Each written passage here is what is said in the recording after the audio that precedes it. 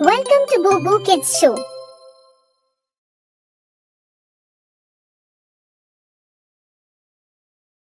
एक बार की बात है, एक छोटे से गांव संदपुर में शिवानी और नीला नाम की दो बहनें अपनी सौतेली माँ शालिनी और पिता राजेश कुमार के साथ रहती थी। शालिनी की पहले पति से रूपाली नाम की एक बेटी थी। शालिनी शिवानी और नीला को बिल्कुल भी पसंद नहीं करती थी। वो घर के सारा काम उन्हीं दोनों बहनों से कराती थी और उनके साथ बहुत ही बुरा बर्ताव करती थी। ऐसे ही एक दिन, माँ, मुझे नए कपड़े लेने हैं, कुछ पैसे दे दीजिए ना। 1 साल हो गया है, आपने हमें एक भी जोड़ी नए कपड़े नहीं दिलाई। देखिए ना, हमारे कपड़े कितने फट गए हैं, पैसे के पैर पर लगते हैं। मैं कहाँ से लेकर दूँ तुझे नए कपड़े? ये फाटे पुराने कपड़े पहनकर गुजारा कर ले।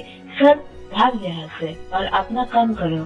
तभी वहाँ शालिनी की बेटी रूपाली आई और बोली, मम्मी, आज मैं मर गई थी। मैंने वहाँ बहुत सुंदर सुंदर ड्रेस देखी। मुझे अपनी वो ड्रेस खरीदनी है, तो आप मुझे 10,000 रुपीज दे दीजिए प्लीज। हाँ हाँ, क्यों नहीं बेटी, तुझे कैसे पसंद आई और मैं तुझे पैसे ना दूं, ऐसे हो सकते है क्या? ये लो 10,000 रुपए। माँ, आपने रूपाली दीदी को कपड़े खरीदने के लिए 10,000 रुपए दिए, लेकिन आप तो कह रही थी आपके पास पैसे नहीं है। पिताजी को शहर से आने दीजिए, मैं उन्हें इस बार सब कुछ बता दूंगी कि आप हम पर कितना अत्याचार करती है। हमें पहन के लिए कपड़े नहीं देती और सिर्फ एक टाइम का खाना देती है। मैंने पिताजी को सब कुछ बताऊंगी। मेरी जुबान बहुत चलने लगी है। लगता है कि तू कल की पिटाई भूल गई है। देखती हूँ तुझे कैसे बताती है अपने बाप को। रुक, तुझे अभी बताती हूँ। ऐसा कहकर शालिनी नीला को मारने लगती है। इतने में वहाँ शिवानी आई और बोली, मेरी बहन को मत मारिए, इसे माफ कर दीजिए प्लीज, इसे माफ कर दीजिए। तू चुप कर, वरना तेरे की यही हाल करूंगी कि याद रखेगी। और हाँ, अपने बहन को समझा ले, नहीं तो अच्छा नहीं होगा। चली थी मेरी शिकायत करने, आगे से अपना मुंह बंद रखना, वरना तुम दोनों की खाल खींच लूंगी। लेकिन आज तेरी बहन को खाना नहीं मिलेगी। आज मैं इसे स्टोर रूम में बंद कर रही हूँ। ये कहते हुए शालिनी ने नीला को स्टोर रूम में बंद कर दिया। तुम खड़ी खड़ी मेरा मुख क्या देख रही है? तू भी स्टोर रूम में बंद खाना चाहती हो क्या? तुझे जो काम कहा था वो कर लिया? हाँ माँ, मैंने सारे कपड़े धो लिया और बर्तन भी साफ कर दिया। यहाँ खड़ी क्यों है? जाकर खाना बनाने की तैयारी करो, मुझे बहुत तेज भूख लगी है। काम करते करते शिवानी बहुत थक चुकी थी, फिर भी वो बेचारी सारे दिन काम करती रही। सारे काम खत्म हो जाने के बाद शिवानी खाना लेने शालिनी के पास जाती है। माँ, मैं सारे काम कर दिया है, मुझे मेरे हिस्से के खाना दे दीजिए और नीला को भी खाना दे दीजिए। सुबह से उसे कुछ नहीं खाया है, भूखी प्यासी है। आगे से वो अपना मुंह बंद रखेगी। नीला सोती है माँ, प्लीज उन्हें माफ कर दीजिए। मम्मा, आप उस नीला को बच्ची को खाना मत देना, तभी उसकी अकड़ ठिकाने आएगी। भी तुम बोलते बिल्कुल ठीक रही है, मैंने उसको खाना नहीं दूंगी। देख शिवानी, अगर तुझे अपने हिस्से के खाना चाहिए तो ले जा, वरना तू भी भूखी रहेगी। ऐसे भी एक दिन खाना नहीं खाएगी तो मर नहीं जाएगी। शिवानी अपना खाना लेकर अपने कमरे में चली गई। मैं तो बस मेरे हिस्से का खाना दिया है, लेकिन मैं अपनी बहन को भूखी नहीं रख सकती। ये खाना मैं अपने बहन को दे देती हूँ। ऐसा कहकर शिवानी अपने हिस्से का खाना अपने छोटी बहन को देने स्टोर रूम में चली गई। नीला, जल्दी से तुम ये रोटी खा लो। जी, ये तो अपने हिस्से का रोटी है, मैं नहीं खा पाऊंगी। आप तो सुबह से लेकर शाम तक घर का सारा काम करती है, इस रोटी को आप खा लो। नहीं नीला, मैं तुम्हें भूखा नहीं सोने दूंगी। तुमने सुबह से कुछ नहीं खाया है। एक काम करते हैं, ये रोटी आधी आधी खा लेते हैं।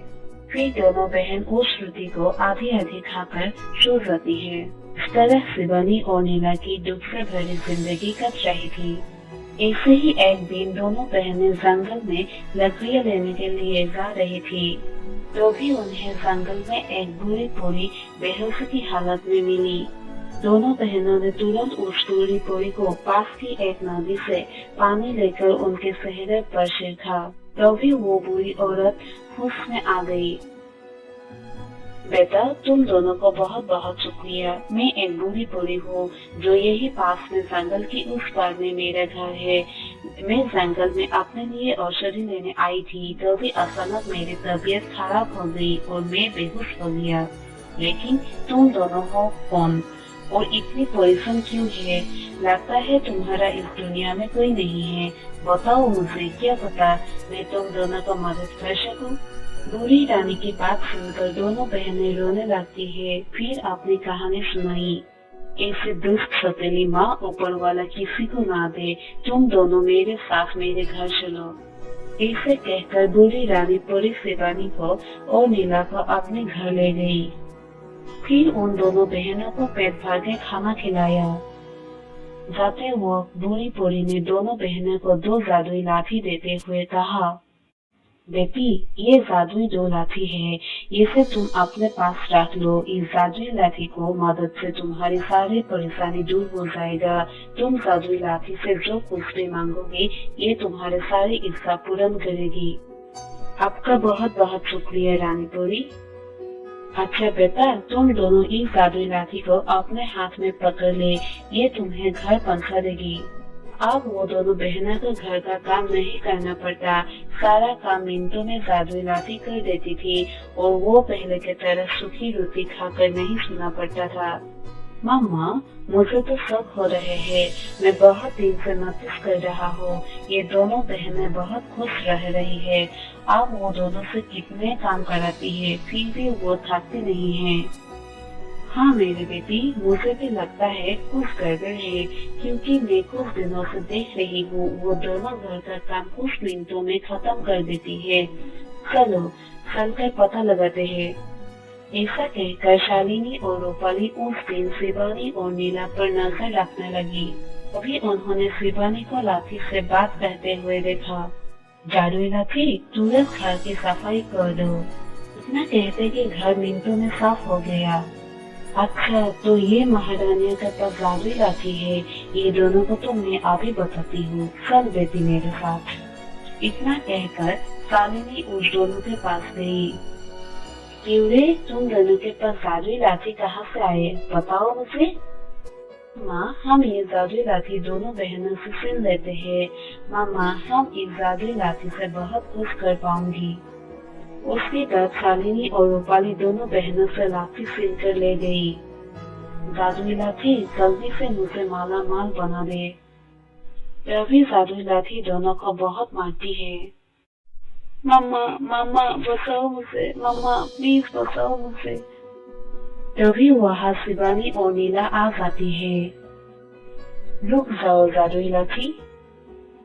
शिवानी के इतने कहते ही जादुई लाठी रुक जाती है और फिर दोनों माँ बेटी शिवानी से माफी मांगते हैं।